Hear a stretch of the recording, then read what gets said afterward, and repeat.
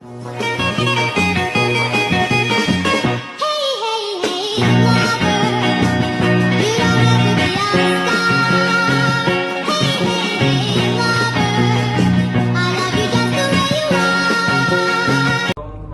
wabarakatuh.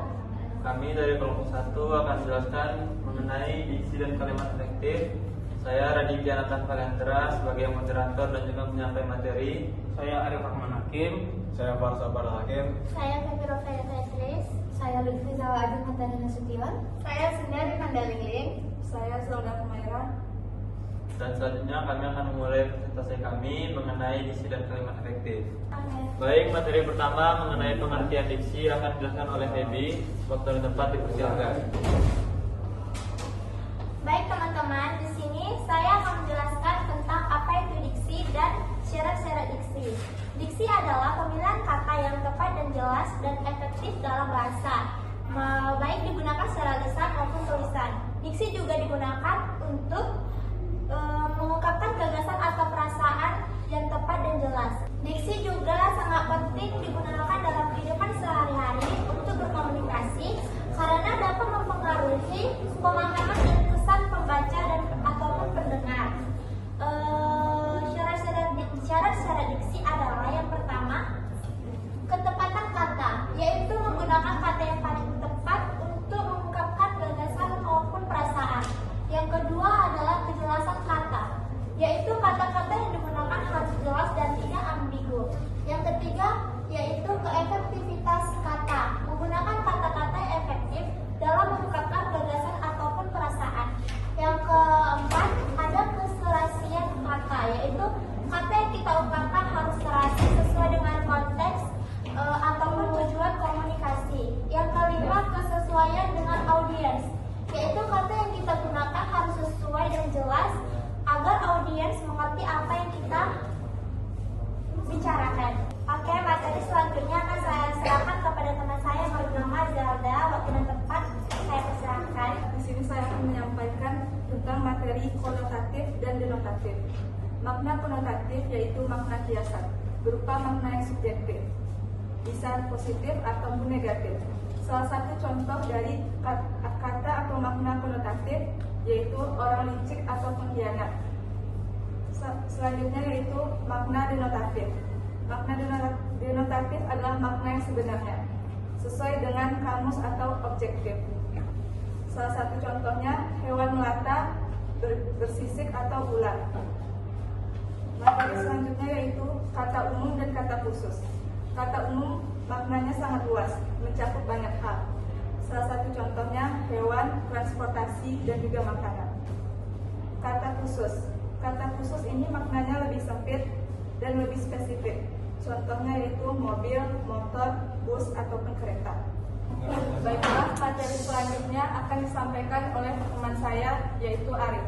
Pada Arif dipersilakan. Kata konkret dalam KBBI, konkret berarti ada atau nyata. Umumnya kata konkret berarti adalah mengacu terhadap suatu objek yang dapat dirasakan, didengar, dan dilihat dengan panca indera. Contohnya seperti buku, kursi, meja, pensil, dan juga penggaris. Yang kedua adalah kata abstrak. Kata abstrak dalam KBBI berarti tidak berbentuk atau tidak nyata. Umumnya kata abstrak memiliki acuan berupa pengertian dan konsep. Di dalamnya harus terdapat pemahaman tentang materi, tentang pengetahuan. Kemudian contoh dari kata abstrak adalah semangat, sedih, senang, dan ketakutan. Kemudian yang materi selanjutnya akan disampaikan oleh Manda. Makna leksikal dan gramatikal. Makna leksikal. Yang pertama adalah makna leksikal. Makna leksikal adalah makna yang sebenarnya ada di suatu kata. Makna ini merujuk kepada kata individual. Makna leksikal juga kerap disebut sebagai definisi dari suatu kata.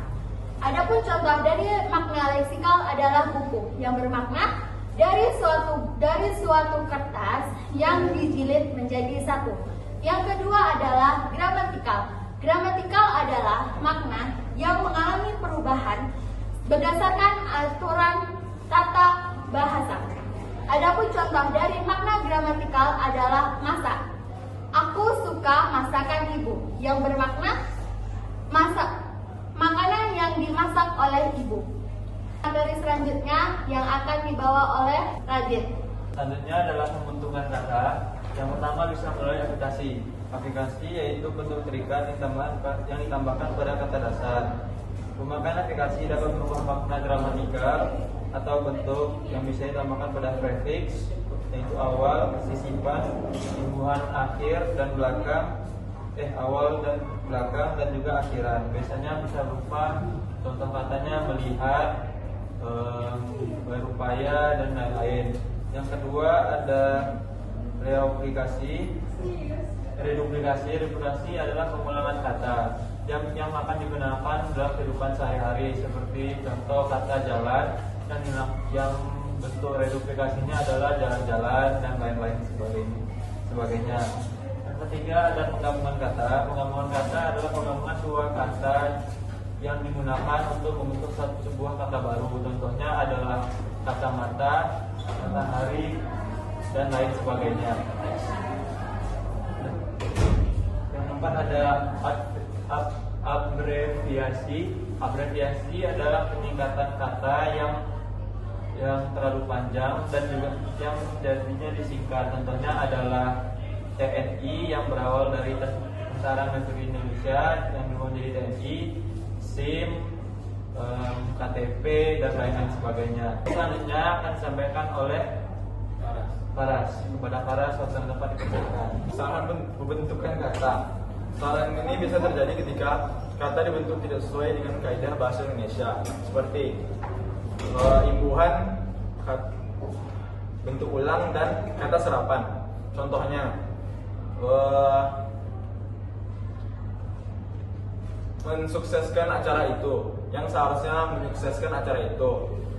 Lalu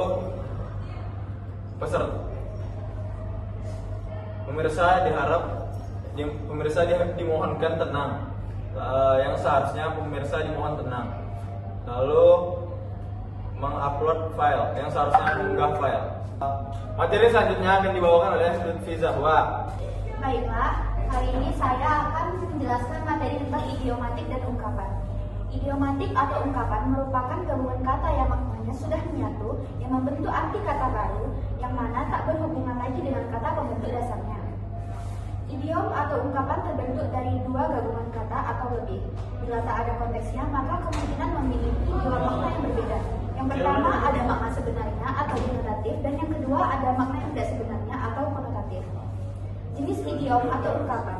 Pertama ada ungkapan penuh, yang mana ungkapan penuh adalah ungkapan yang kata atau frasa pembentuknya tak berhubungan sama sekali dengan artinya. Yang kedua ada ungkapan sebagian, yang mana adalah ungkapan yang salah satu katanya masih berhubungan dengan artinya. Contoh kalimatnya adalah, itulah akibatnya kalau menjadi anak yang berkepala batu, yang mana arti kalimat tersebut adalah anak tersebut tidak mau menurut. Baiklah, saya kembalikan kepada moderator. Baiklah, selanjutnya akan saya kembalikan kepada moderator. Sekian presentasi dari kami. Jika ada bagi teman-teman yang ingin mempertanyakan sesuatu, bisa diisi di kolom komentar. Kami minta maaf jika ada kesalahan kata. Wassalamualaikum warahmatullahi wabarakatuh.